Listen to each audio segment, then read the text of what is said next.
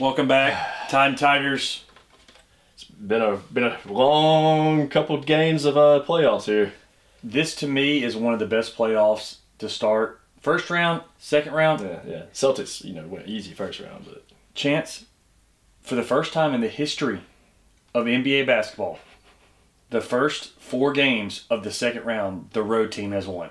interesting. I actually didn't see that. I didn't pay attention to that. Celtics lose to the Knicks. Okay, yeah. Thunder lose to the Nuggets. Oh, yeah, I turned the TV off after the Celtics lost. I was pissed. Pacers lose. Pacers has now beaten the Cavs twice. So it was actually the first 5 games. I actually called that. That was a great great pick.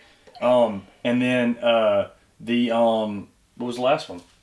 It's right here. The Wolves lost to the Warriors without Curry. Right. Curry gets hurt, hits 3 threes, and then gets hurt. But, Draymond Green stepped up, Jimmy Butler stepped up. So let's start with the top. From last week, the Lakers lose to the Timberwolves.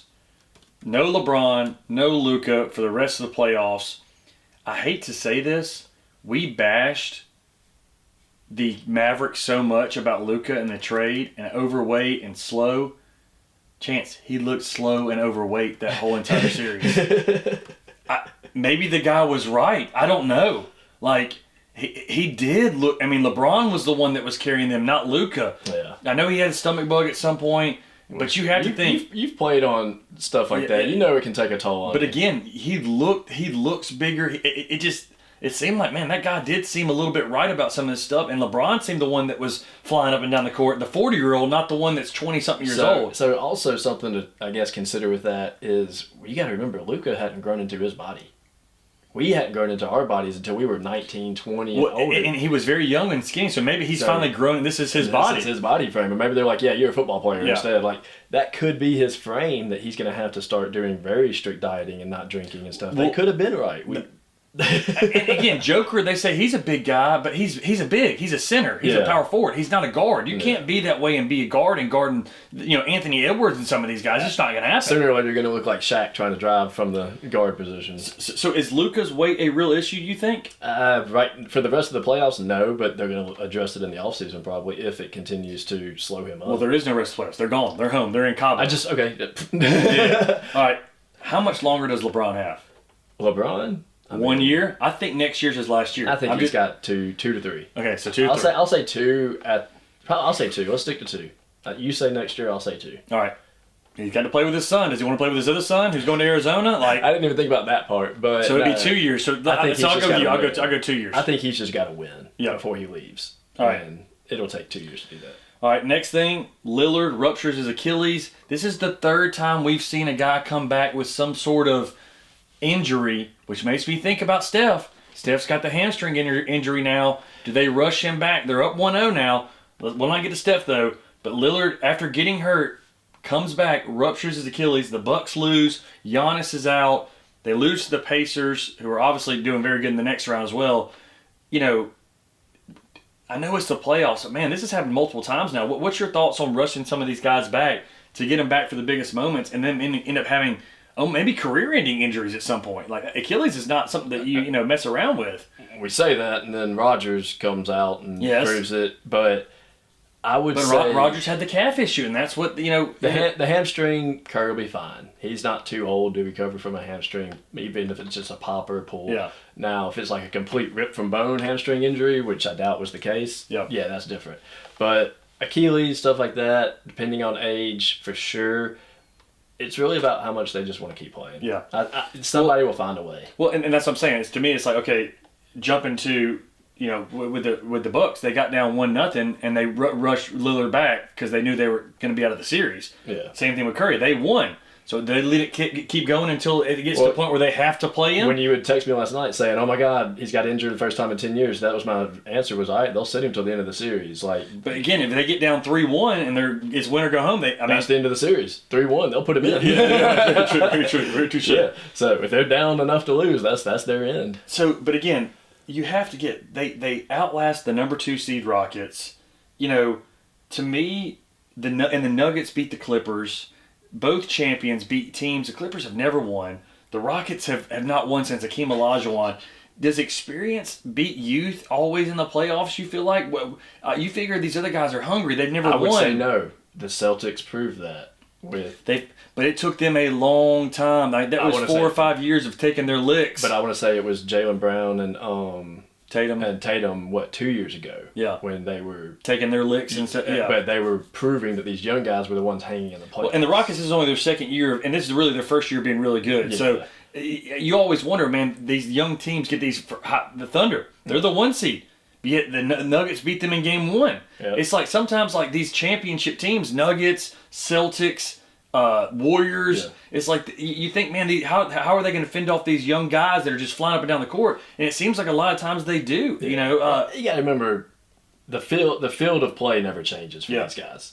And when you're 6'5", 7 foot, that's a whole lot of space you're going to take up regardless of how fast you are. Yeah. So the game of basketball is never changing for them. It's just one step that they might be behind. Yeah. But then you got teammates and good coaching. So I think do you think you have to take, is there going to be a team like, could the Thunder win it all this year, or do you think they're going to have to take their lumps like most of these other teams do? It's very rare you see a team come in with young guys and win so quick. You're asking somebody who's committed to the Celtics winning, so no, the Thunder cannot win it all. But I do think a young team can come through in a series, but not the entire round. Gotcha.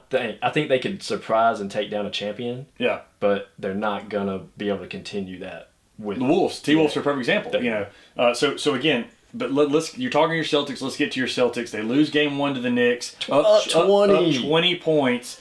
Knicks have Brunson never won. Towns never won. They got a hungry team. Celtics have gotten the spoils of winning a championship. They're the defending champion. Is it time to panic yet, or you still think it's too early? No, it's too early for that, but I think this game tonight is going to show whether or not, I guess the Knicks are for real. Okay, gotcha. Because the Knicks beating the Celtics, I even texted you, I was like, that's a hell of a game they just played, come back from 20. But can they consistently do that? Because Celtics can consistently put up the amount of points they did. It's just going to be, can the Knicks keep up? And I don't think they will. I mean, I feel like home court advantage used to be such an advantage in basketball. Is it in New York anymore? It used to be. But this game was in Boston. Yeah, that's what. Yeah, Boston never loses at home. Yeah. But this game Boston never loses at home. Like, that's true. I mean, 5 road wins in a row. What does that say about basketball? Is usually always a home court thing. Are these guys just so skilled now? It don't matter where they're playing or who's in the stands. Like, I wonder if the era of COVID ball kind of changed it for everybody. They're like, man, we got used to playing each other with no fans. We don't care about any fans. That's a good point. Because again, you used to watch these series and they play best of 7. The Celtics would win 4 at home and they lose 3 on the road. Like, that would happen all the time. And now it's like you're seeing more teams win on the road. And that's a good point. I've never thought the COVID thing. We play without fans. Like, they don't distract me anymore. And these guys are very skilled and very great players. But there's just been some incredible games. And it was a great, I would say not great, but a good first round. This second round has been the best second round of all time. They're saying this Knicks Celtics series is going to be one of the best series. I'm telling you, this is going to be great series and great basketball. I've enjoyed watching it. And again, back to what we talked about. Regular season basketball sucks. Playoff basketball is some of the best sports to watch. It's like, God, just get past the regular season baseball.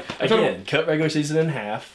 And just do the playoffs. They just don't do it because of the records, man. I just feel like they're like, it has nothing to do with anything. I agree with you. I'm saying, in my opinion, your record as a team, whether you've won 30 games or 80 games, it's really no different. Well, I'm talking about individual records. We're never going to be able to pass this one because we got half the games. God, yeah. Selfishness. I hate that. But it is true because you'll never.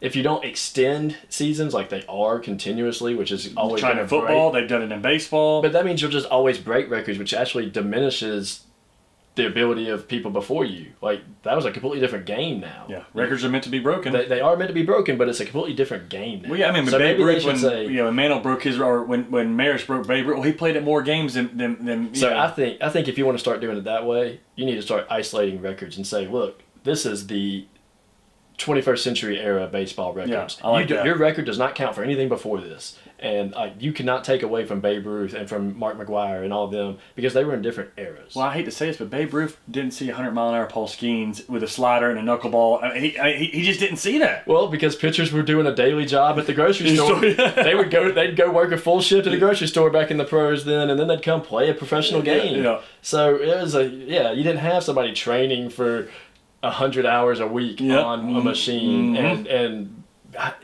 Games have changed. Yeah, it's so crazy how it's evolved. Yeah, but yeah, heck of a playoffs. It's been a great, other highlights. Kentucky Derby. Kentucky Derby, you got I couldn't believe it. I texted you, I'm like, hey, you gonna send me your pick for it? And of course, the only pick you make, I had 10 different picks of like, gonna place, gonna get third, gonna get first. I ended up getting right with Sovereignty, but 1 out of 10. Yeah. He got it 1 out of 1.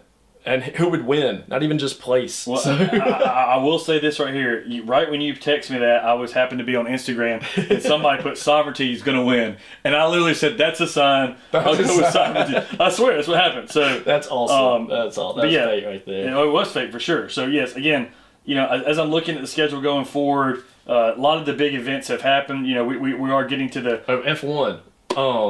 Team McLaren out there just demolishing teams. I know there's not a whole lot of F1 fans probably watching this or anything, but get into it. It's an incredible sport. My daughter actually got me more into it.